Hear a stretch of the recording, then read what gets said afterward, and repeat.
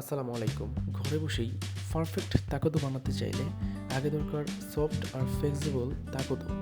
চলুন বানাই সহজ রেসিপিতে।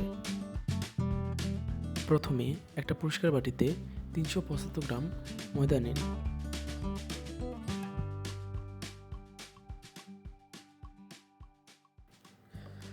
এর সাথে দিন 5 গ্রাম বেকিং পাউডার এবং 5 গ্রাম লবণ। সব কিছু ভালো করে মিশিয়ে নিন।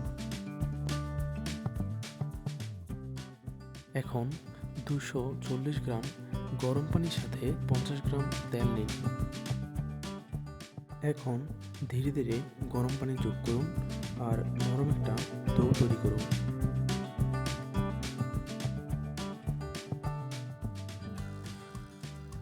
এখন ডোটা ঢেকে রেখে দিন 15 মিনিট। এই রেস্ট টাইমে ডো আরও নরম হবে। রেস্ট দেওয়া ডো ছোট ছোট বল করে নিন।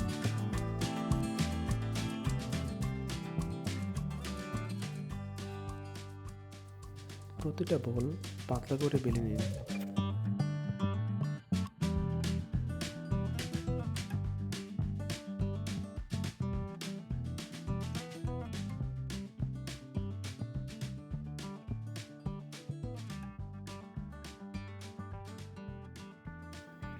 একটা তাওয়া মাঝারি আঁচে গরম করে ডো দুপাশ হালকা ব্রাউন হওয়া পর্যন্ত সেঁকে নিন। খেয়াল রাখবেন ডো যেন শক্ত না হয়।